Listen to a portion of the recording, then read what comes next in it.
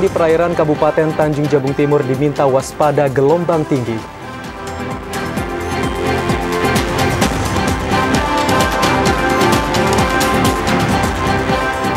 Masyarakat menyambut baik rencana program penghapusan hutang bagi nelayan.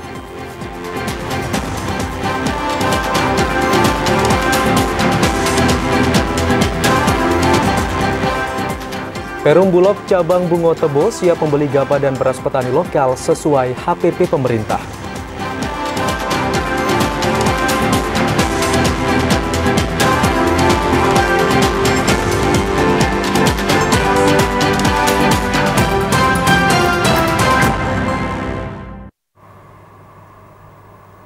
Assalamualaikum warahmatullahi wabarakatuh. Selamat sore saudara, kami kembali menyapa Anda dalam program Jambi hari ini, edisi Sabtu 1 Februari 2025. Ya, selain 3 topik utama tadi, tim redaksi kami telah menyiapkan sejumlah informasi penting dan menarik lainnya untuk Anda. Bersama saya Omil Hayadi. Dan saya Ahmad Solihin, inilah Jambi hari ini selengkapnya.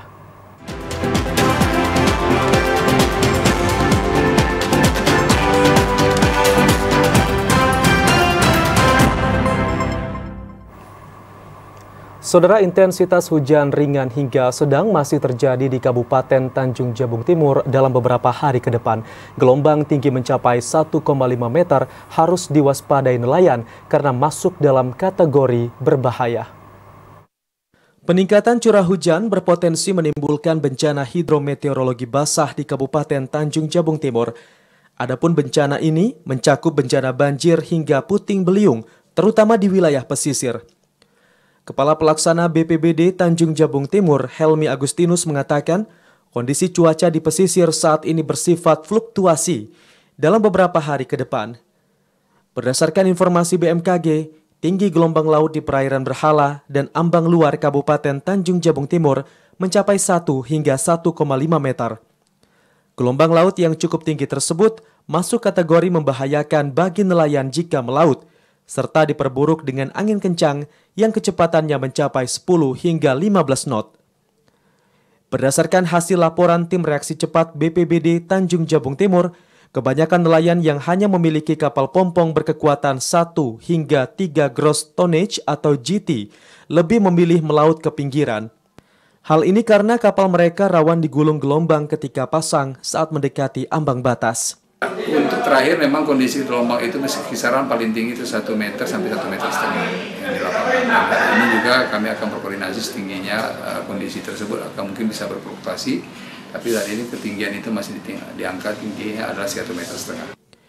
BPBD Kabupaten Tanjung Jabung Timur telah mengeluarkan surat edaran ke kecamatan wilayah pesisir seperti Sadu, Berbak, Kuala Jambi, Mendahara, Nipah Panjang hingga Sabak Timur untuk selalu waspada terhadap cuaca ekstrim. Kliva Patria, TVRI Jambi melaporkan. Saudara, selama Januari 2025 tercatat ada 5 peristiwa bencana hidrometeorologi yang terjadi di Kabupaten Muaro Jambi. 3 kejadian banjir dadakan dan 2 merupakan bencana angin kencang. Intensitas curah hujan yang tinggi memicu terjadinya bencana hidrometeorologi basah seperti banjir, angin kencang, dan longsor di Kabupaten Muaro Jambi. Berdasarkan data BPBD, selama Januari 2025, tercatat ada 5 kejadian bencana hidrometeorologi. Di antaranya bencana banjir dadakan yang melanda Desa Tangkit, Kecamatan Sungai Gelam, dengan ketinggian air mencapai 50 cm. Kemudian banjir di Desa Sungai Dayo, Kecamatan Bahar Utara, dengan ketinggian air 30 cm. Terakhir, banjir dadakan melanda di Kecamatan Bahar Selatan yang merendam jalan antar desa dengan ketinggian air sekitar 50 cm. PLT Kalaksa BPBD Fauzan Abdillah mengatakan, banjir yang melanda 3 daerah tersebut dampak dari hujan tinggi dengan durasi lama, sehingga air anak sungai yang berada di daerah tersebut meluap ke pemukiman rumah warga. 3 jam, jadi memang yang terjadi banjir di Kabupaten Muaro Jambi ini adalah banjir kiriman akibat luapan yang ada di sekitar wilayah Kabupaten Muaro Jambi. Kemudian di Tangkit juga? Di Tangkit itu di minggu kemarin. Kalau minggu ini ada 3 kejadian langsung. Sementara 2 di antaranya merupakan bencana hidrometeorologi basah, yakni bencana angin kencang yang terjadi di Kecamatan Sekernan dan Kecamatan Jambi Luar Kota. Di tengah keberlangsungan musim hujan, BPBD mengimbau masyarakat untuk meningkatkan kewaspadaan. Azam Afnan, TVRI Jambi melaporkan. BMKG memprediksi intensitas hujan di Provinsi Jambi mulai berkurang. Dalam 1 pekan ke depan, kondisi cuaca lebih cerah dan berawan, namun masih terjadi hujan ringan. Pasca hujan lebat sepekan terakhir, Badan Meteorologi, Klimatologi, dan Geofisika BMKG Provinsi Jambi memprediksi intensitas hujan mulai turun. Kondisi cuaca lebih cerah dan berawan dalam sepekan ke depan. Koordinator Data dan Informasi BMKG Provinsi Jambi, Nabila, mengatakan, hingga akhir Januari 2025 ini potensi hujan masih cukup tinggi. Namun masuk di dasar harian pertama bulan Februari, intensitas hujan mulai berkurang. Kondisi ini disebabkan karena terdapat perubahan aktivitas gelombang atmosfer. Kemudian fenomena El Nino yang terjadi saat ini. Namun intensitas hujan akan kembali meningkat di bulan Maret mendatang. Berdasarkan hasil perakiraan BMKG Provinsi Jambi, saat ini masih berada di musim hujan hingga April 2025 mendatang. Kemudian peralihan musim hujan ke kemarau baru akan terjadi pada bulan Mei. Joko, TVRI Jambi melaporkan. Beralih informasi lain, Saudara, pemerintah pusat resmi menunda pelantikan kepala daerah hasil Pilkada serentak tahun 2024 non-sengketa MK. Sebelumnya pelantikan dijadwalkan digelar pada 6 Februari 2025. Pelantikan kepala daerah hasil Pilkada serentak tahun 2024 untuk kepala daerah non-sengketa di Mahkamah Konstitusi resmi ditunda dari jadwal semula yang di tanggal 6 Februari 2025. Mundurnya jadwal pelantikan ini dilakukan karena adanya perubahan jadwal pembacaan putusan sela terkait perselisihan hasil Pilkada di Mahkamah Konstitusi yang akan dilakukan lebih cepat dari jadwal semula, yakni pada tanggal 4 hingga 5 Februari 2025. Perubahan tersebut akan memungkinkan kepala daerah yang tidak lanjut pada sengketa Pilkada untuk ikut dilantik secara serentak berbarengan dengan kepala daerah non-sengketa. Gubernur Jambi Al-Haris yang juga sebagai Gubernur Jambi terpilih hasil Pilkada serentak 2024 non-sengketa MK mengatakan, berdasarkan petunjuk terbaru dari Kementerian Dalam Negeri, jadwal pelantikan kepala daerah akan menunggu hasil putusan MK. Keputusan tersebut akan menjadi landasan pelaksanaan pelantikan kepala daerah serentak baik untuk gubernur, bupati maupun wali kota terpilih non-sengketa maupun perkaranya diputuskan tidak lanjut.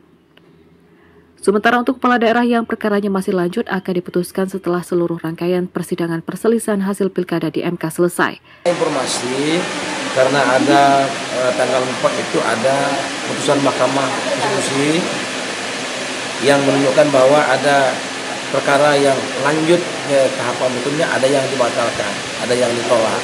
Nah, sehingga memang panitia dari Kementerian dan Setnek melihat ada potensi untuk menambah. Ya kan? Bagi yang tidak lanjut perkaranya, itu ada potensi untuk digabungkan dengan pelantikan yang akan datang ini. Pemerintah pusat belum bisa memastikan kapan tepatnya pelantikan akan digelar. Pemerintah bersama Komisi 2 DPR RI akan kembali melakukan rapat pada Senin 3 Februari 2025 untuk memutuskan hal tersebut. Randy Arta, TVRI Jambi melaporkan. KPU Provinsi Jambi menunggu hasil sengketa Pilkada serentak 2024 dari Mahkamah Konstitusi. Dalam sengketa Pilkada ini terdapat 8 permohonan di 6 kabupaten kota dalam Provinsi Jambi yang mengajukan gugatan ke Mahkamah Konstitusi. Dan untuk mengetahui informasi selengkapnya, kami telah terhubung dengan kontributor TVRI Jambi, Yogi Ramadhani. Halo, selamat sore Yogi. Kapan hasil putusan sengketa dari MK tersebut diumumkan? Ya, baik, dapat saya laporkan saat ini terdapat 8 permohonan yang diajukan ke Mahkamah Konstitusi, yang dimana dari 8 permohonan ini 6 kabupaten kota Provinsi Jambi mengajukan gugatan ke Mahkamah Konstitusi, yaitu Kabupaten Sarolangun, Kabupaten Kerinci, Kabupaten Muaro Jambi, Kabupaten Merangin, Bungo, dan Sungai Penuh, yang dimana tahapan untuk sengketa pemilu di Mahkamah Konstitusi sudah selesai dan saat ini KPU Provinsi Jambi tengah menunggu hasil putusan tersebut. Dijadwalkan berdasarkan peraturan Mahkamah Konstitusi nomor 14 tahun 2024, dijadwalkan putusan tersebut akan dibacakan di bulan ini, yaitu tanggal 11 hingga 13 Februari. Setelah dibacakan putusan, jika terdapat permohonan yang dikabulkan, maka Mahkamah Konstitusi akan melanjutkan permohonan sengketa tersebut. Permohonan itu akan dilanjutkan dengan agenda penyerahan bukti serta pemeriksaan para saksi di Mahkamah Konstitusi. Dan nantinya dijadwalkan putusan tersebut akan dibacakan pada tanggal 7 Maret hingga 13 Maret 2024 mendatang. Demikian, kembali ke studio. Ya, jika sudah dibacakan putusan tersebut, lalu bagaimana mekanisme selanjutnya, Yogi? Ya, baik. Hingga saat ini memang pemerintah telah menetapkan penundaan jadwal pelantikan pemilihan kepala daerah hingga selesainya sengketa pemilu di Mahkamah Konstitusi. Meski begitu, KPU Provinsi Jambi optimis bahwa permohonan tersebut akan ditolak oleh Mahkamah Konstitusi dikarenakan menurut KPU sendiri, ia mengklaim bahwa proses tahapan pilkada yang berlangsung kemarin menurutnya sesuai dengan prosedur. Demikian Amsol, kembali ke studio. Ya baik, Yogi Ramadhani melaporkan langsung. Terima kasih, selamat sore. Ya saudara, sejumlah informasi menarik lainnya masih akan kami hadirkan usai pariwara berikut ini. Di antaranya harga daging sapi di Pasar Tanjung Bajuri, Sungai Penuh masih stabil. Informasinya sesaat lagi.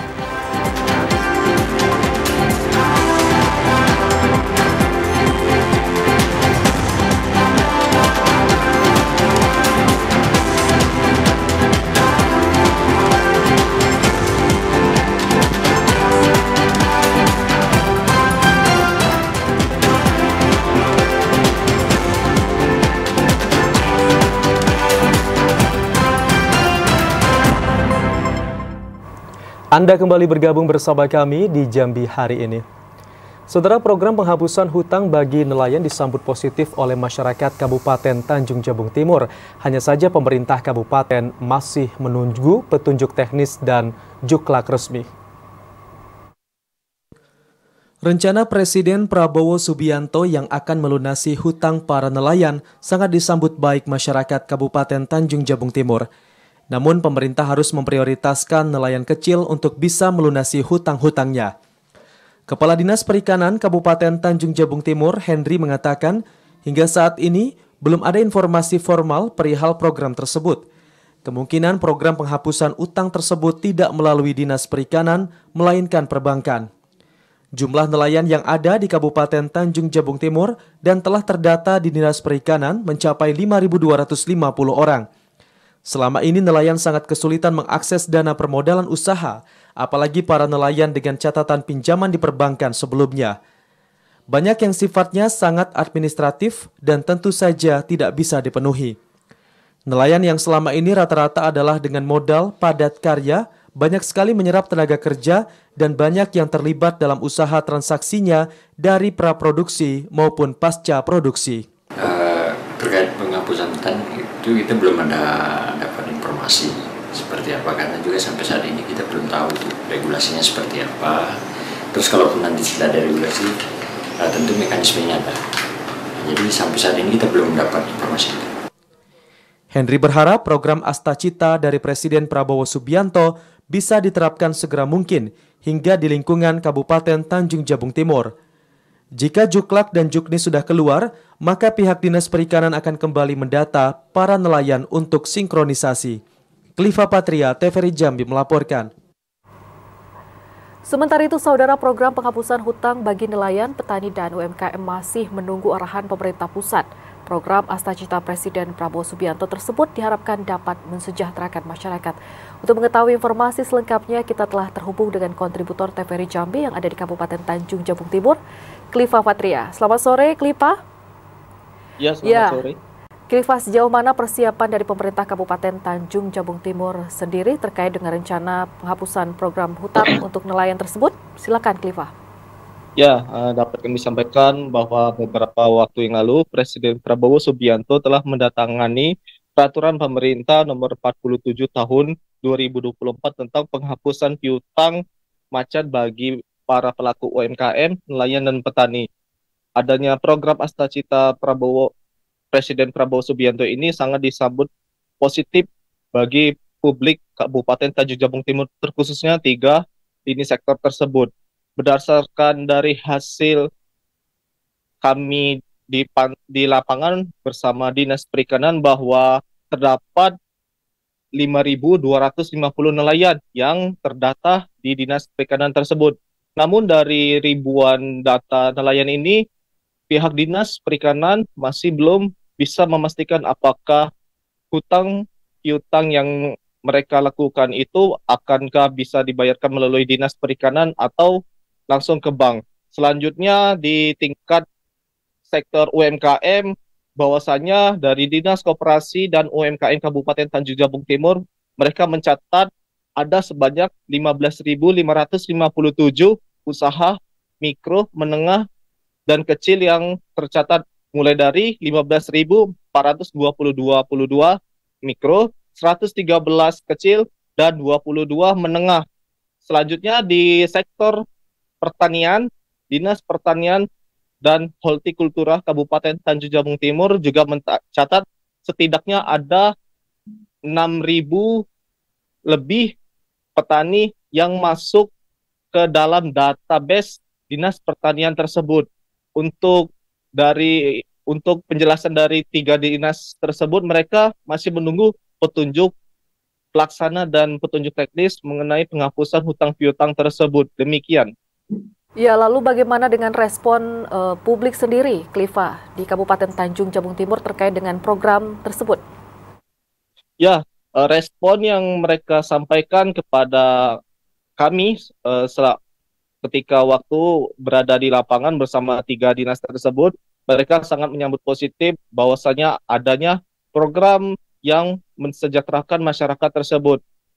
Mereka dari lintas 3 sektor tersebut berharap program Presiden Prabowo Subianto bisa turun langsung ke daerah-daerah lain, terkhususnya di Kabupaten Tanjung Jabung Timur, karena adanya pemutihan pajak, maksud kami pemutihan hutang piutang ini akan sangat berdampak pada kehidupan mereka semua. Hal ini dikarenakan banyaknya usaha yang macet akibat permodalan yang sudah tertunggak lama di bank maupun di tengkulak lainnya. Demikian. Baik, terima kasih Kliva atas informasi Anda. Selamat bertugas kembali. Beralih ke informasi lain, saudara, harga daging sapi di Pasar Tanjung Bajure, Kota Sungai Penuh relatif stabil. Meski harga daging sapi relatif stabil, namun daya beli masyarakat justru mengalami penurunan. Harga daging sapi di Pasar Tanjung Bajure, Kota Sungai Penuh relatif stabil.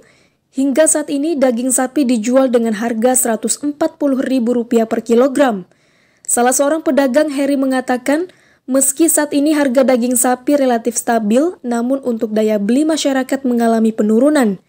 Biasanya mampu menjual hingga 200 kg daging sapi per hari, namun 2 pekan terakhir hanya mampu menjual 100 hingga 150 kg per hari.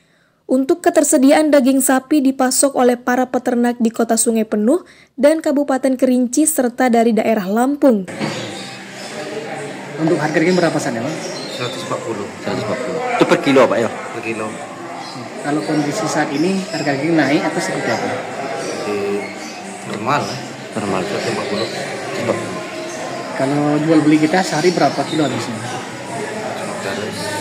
100 atau 150 habis. 150 kilo, Pak, ya? Harga daging sapi diprediksi akan mengalami kenaikan jelang bulan suci Ramadan tahun 2025. Fahlan, TVRI Jambi melaporkan. Sejumlah pedagang daging sapi potong di Pasar Tanjung Bajure mengeluhkan daya beli masyarakat yang mengalami penurunan dibandingkan pada hari biasanya. Penurunan ini terjadi sejak merebaknya wabah penyakit mulut dan kuku pada hewan ternak. Untuk mengetahui informasi selengkapnya, kami telah terhubung dengan kontributor TVRI Jambi, Fahlan Diandra, langsung dari Kota Sungai Penuh. Halo, selamat sore Fahlan. Bagaimana dengan harga dan juga ketersediaan daging sapi di Pasar Tanjung Bajure saat ini? Ya baik, selamat sore Amsol dan juga pemirsa TVRI Jambi. Memang benar yang mana semenjak mewabahnya virus penyakit mulut dan kuku pada hewan ternak, yaitu seperti sapi, kerbau, dan kambing, hal ini berimbas kepada para pedagang daging sapi potong yang ada di Pasar Tanjung Bajure, Kota Sungai Penuh.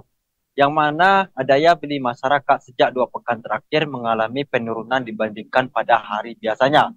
Salah seorang pedagang, Heri, mengatakan pada hari biasanya pihaknya mampu menjual daging sapi potong sebanyak 200 kg. Namun semenjak mewabahnya virus penyakit mulut dan kuku, daya beli masyarakat mengalami penurunan, yaitu sebanyak 50 kilo hingga 100 kilo per harinya. Selain itu, para pedagang menjual harga daging sapi potong seharga Rp140.000 per kilogramnya, yang mana daging sapi diimpor dari para peternak yang berasal dari Kabupaten Kerinci dan juga masyarakat Kabupaten Kota Sungai Penuh. Untuk hingga saat ini, para pedagang berharap adanya perhatian pihak terkait untuk memastikan penyakit mulut dan kuku segera teratasi, karena hal itu dapat berpengaruh kepada daya beli daging sapi potong di Pasar Tanjung Bajure, Kota Sungai Penuh. Selain itu, para pedagang juga memprediksi harga daging sapi akan mengalami kenaikan jelang pada menyambut Ramadan serta Lebaran tahun 2025. Ya, Amsol. Pihak terkait untuk mengantisipasi terjadinya penurunan daya beli masyarakat terhadap daging sapi potong ini? Ya baik, terima kasih Amsol. Dapat juga saya laporkan berbagai upaya yang dilakukan oleh pihak terkait untuk mengatasi penyebaran virus PMK, yang mana hal itu dapat berdampak kepada pedagang daging sapi potong yang ada di Kota Sungai Penuh. Yaitu pihaknya selalu melakukan patroli rutin untuk memastikan keadaan sapi ternak yang ada di Kota Sungai Penuh. Mayoritas para peternak berasal dari Kecamatan Hamparan Rawang, yaitu tepatnya di Desa Tanjung. Selain itu, melalui Dinas Peternakan dan Perikanan Kota Sungai Penuh juga telah melakukan vaksinasi sebanyak 4.000 dosis, yang mana akan diberikan kepada seluruh hewan ternak seperti sapi, kerbau, dan kambing yang ada di Kota Sungai Penuh. Pihaknya juga melakukan isolasi, mengimbau kepada seluruh peternak untuk dapat melakukan isolasi mandiri bagi hewan ternak yang berasal dari luar daerah. Ya, Amson. Baik, Fahlan Diandra melaporkan langsung dari Kota Sungai Penuh. Terima kasih, selamat sore. Saudara, peternak di Kabupaten Tebo punya cara tersendiri dalam mengantisipasi serangan penyakit mulut dan kuku pada hewan ternak. Salah satunya selalu memperhatikan kebersihan hewan maupun kandang. Peternak kerbau di Kecamatan Tebo Ulu, Kabupaten Tebo, mengaku rutin melakukan pembersihan kandang ternak untuk menghindari penyakit mulut dan kuku. Salah seorang peternak di Kelurahan Pulau Temiyang, Watani, mengatakan selain memperhatikan kebersihan ternak dan kandang, juga harus memisahkan ternak yang terjangkit PMK. Melalui pengalaman, jika ternak sudah terlanjur terjangkit PMK, Watani menggunakan obat-obatan tradisional, seperti memanfaatkan daun rambutan yang diremas lalu airnya diminumkan ke ternak sebagai obat. Setelah memberikan obat tradisional, kemudian menghubungi dinas terkait untuk diberikan vaksin PMK. Jadi yang pertama kebersihan. Kebersihan kandang, kebersihan ternak. Kemudian ternak kita tidak boleh bercampur dengan ternak lain. Jadi kalau seandainya sudah ada penyakit, itu secara tradisional kita ambil daun rambutan, kita ramas. Mungkin sekitar 20 atau 30 lembar kita ramas, kita masuk. Airnya disaring. Watani juga mengatakan sebelumnya terdapat 5 ternak miliknya yang terjangkit PMK.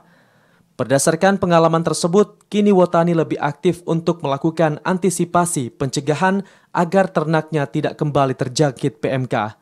Mario TVRI Jambi melaporkan.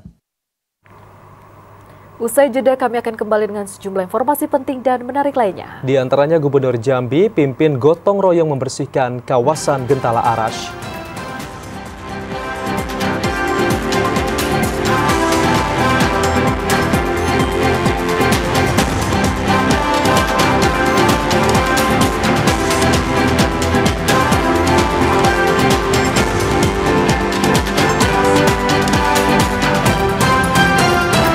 Anda kembali bersama kami dalam segmen advertorial. Saudara Gubernur Jambi Al-Haris memimpin ASN di seluruh OPD di lingkup pemerintah Provinsi Jambi untuk melaksanakan gotong royong pembersihan area Gentala Arash.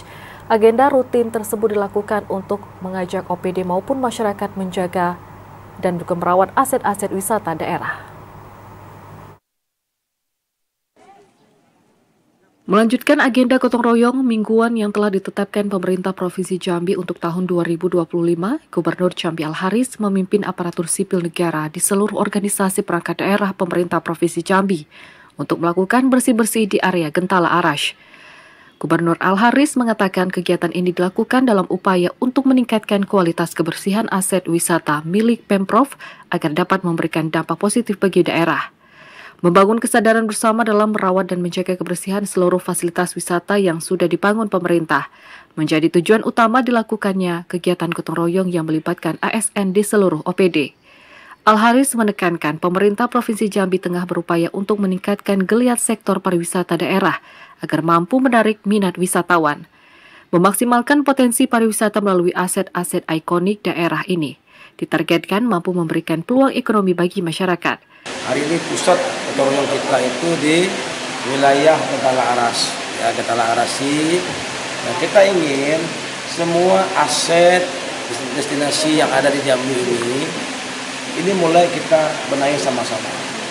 Saya ingin mengajak para pejabat membuka matanya bahwa aset yang kita punya ini kalau tidak dirawat maka dia akan lama-lama bisa punah. Gubernur Al-Haris mengajak masyarakat untuk sama-sama menjaga keelokan dan merawat aset-aset daerah untuk kebermanfaatan yang lebih luas.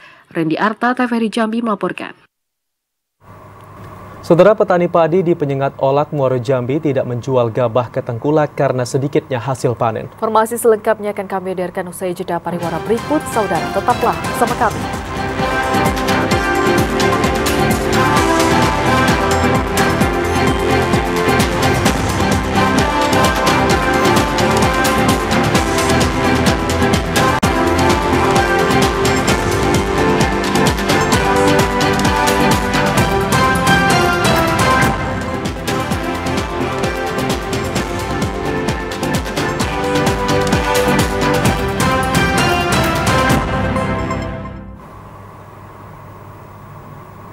Anda kembali bersama kami di Jambi hari ini. Saudara, Perumbulok Cabang Bungo Tebo siap untuk menyerap gabah dan juga beras tani lokal sesuai dengan harga pokok penjualan atau HPP yang telah ditetapkan oleh pemerintah. Perusahaan Umum Badan Urusan Logistik Cabang Kabupaten Bungo menyatakan kesiapan untuk menyerap gabah dan beras petani lokal di wilayah Kabupaten Bungo dan Tebo. Seiring dengan diterbitkannya keputusan Kepala Badan Pangan Nasional Nomor 2 Tahun 2025 tentang perubahan harga pokok penjualan HPP dan rafaksi harga gabah serta beras. Kepala Bulog Cabang Bungo dan Tebo, Ihsan Nurul Hakim mengatakan dengan penyesuaian harga gabah dan beras, petani akan mendapatkan harga yang lebih baik dan menguntungkan. Selain itu juga dapat meningkatkan motivasi petani dalam memproduksi hasil pertanian. Kita sudah bisa menerima hasil panen dari masyarakat sekitar, khususnya di wilayah Kabupaten Bungo dan Kabupaten Tebo. Untuk pengadaan sendiri, kita untuk harga berasnya yang ditetapkan oleh pemerintah adalah sebesar 12.000 diterima di gudang Bulog dan 6.500 gabah itu untuk di tingkat petani. Dan selama ini untuk pengadaan kami telah melakukan penjajakan pada mitra-mitra di kecamatan. Penyerapan gabah dan beras dari petani lokal diharapkan dapat meningkatkan cadangan yang akan digunakan untuk kebutuhan nasional, seperti pengendalian harga beras di pasar. Saat ini, Bulog Cabang Bungo Tebo siap menampung hasil pertanian petani lokal, baik beras dengan harga Rp12.000 per kilogram. Sementara untuk gabah kering Rp6.500 per kilogramnya. Muhriandi, TVRI Jambi melaporkan. Para petani padi di Penyengat Olak, Muaro Jambi enggan menjual gabah hasil panen kepada para tengkulak. Merosotnya hasil panen di tahun 2024 menjadi alasan petani untuk tidak menjual gabah mereka. Produktivitas hasil panen padi tahun 2024 yang jauh berkurang, dampak musim kemarau panjang yang melanda Kabupaten Muaro Jambi, membuat para petani di desa Penyengat Olak, Kecamatan Jambi luar kota enggan menjual gabah hasil panen mereka kepada tengkulak. Meski harga gabah padi kering kini cukup tinggi, yakni Rp8.000 per kilogram. Salah seorang petani, Asrona, mengatakan hasil panen hanya dikonsumsi untuk sendiri, terutama memenuhi kebutuhan pada bulan Ramadan yang akan datang. Biasanya di luas lahan 4 tumbuk, petani mampu mendapatkan 200 hingga 300 kg gabah, namun kini hanya mampu 80 hingga 150 kg gabah. Musim tanam nih. Belum. Kapan rencana? Palingan sekitar bulan 4 lah dengar-dengarnya. Bulan 4 ya? Iya. Bibit kita terima belum? Bibit kami tidak ada dapat bantuan kalau kami ini. Harapannya apa? Harapannya minta bantuan lah dari pemerintah. Petani berharap di masa musim tanam pada awal April mendatang, pemerintah dapat memberikan bantuan bibit padi dan pupuk subsidi. Dengan bibit yang berkualitas, diharapkan hasil panen di tahun 2025 dapat meningkat. Azam Afnan, TVRI Jambi melaporkan. Saudara, kondisi harga jual karet di Kabupaten Batanghari saat ini masih cukup stabil. Meski demikian, di tengah membaiknya harga karet masih ditemukan oknum petani yang bertindak curang. Untuk mengetahui informasi selengkapnya, kita telah terhubung dengan kontributor TVRI Jambi di Kabupaten Batanghari, ada Ade Juniawan. Halo, selamat sore Ade. Halo. Selamat sore Omil. Ya, Ade, silakan dengan laporan Anda terkait update terkini harga karet di Kabupaten Batanghari. Seperti apa? Silakan.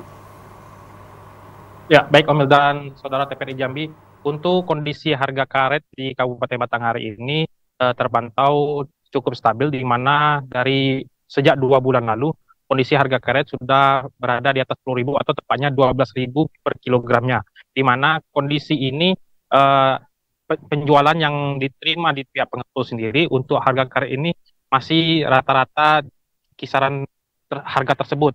Dan di sisi lain juga pihak pengepul sendiri juga mengharapkan dengan kondisi harga karet yang cukup membaik saat ini, untuk petani tidak melakukan upaya-upaya kecurangan dalam menjual karetnya sendiri.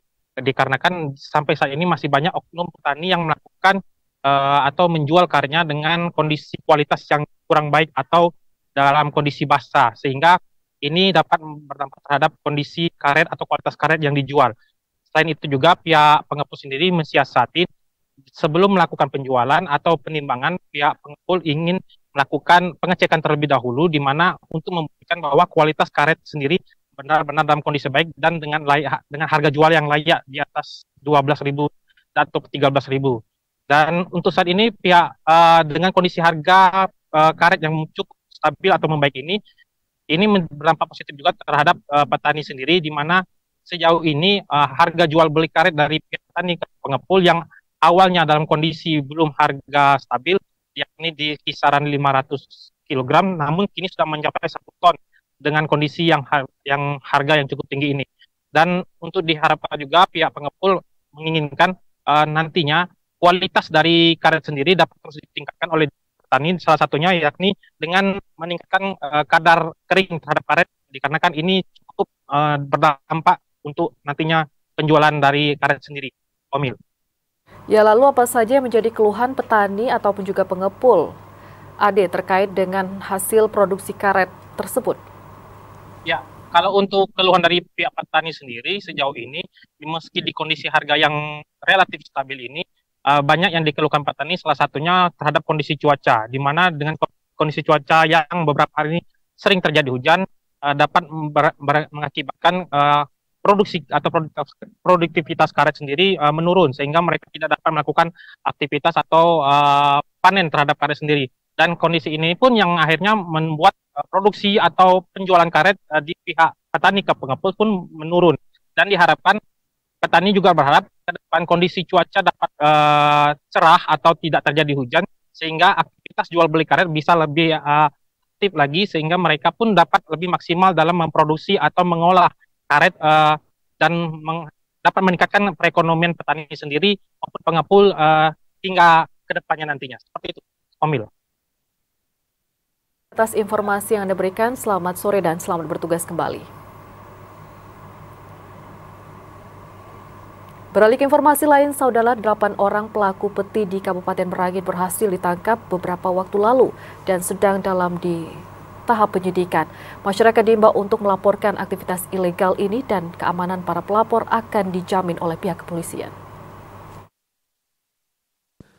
8 orang penambang emas ilegal di Merangin, Jambi berhasil ditangkap oleh Polres Merangin pada tanggal 21 Januari lalu. Para pelaku penambang emas tanpa izin alias peti ini berusia 23 hingga 48 tahun. Mereka ditangkap ketika mengoperasikan alat berat di Kelurahan Mampun, Kecamatan Tabir.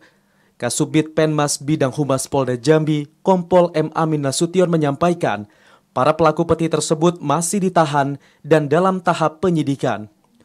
Polres Merangin sedang menyiapkan berkas untuk dilimpahkan ke Kejaksaan. Sampai saat ini untuk penanganannya masih dalam proses penyidikan, yang mana setelah diamankan itu 8 orang dan sekarang masih melengkapi berkas untuk diproses untuk dikirim ke JPU.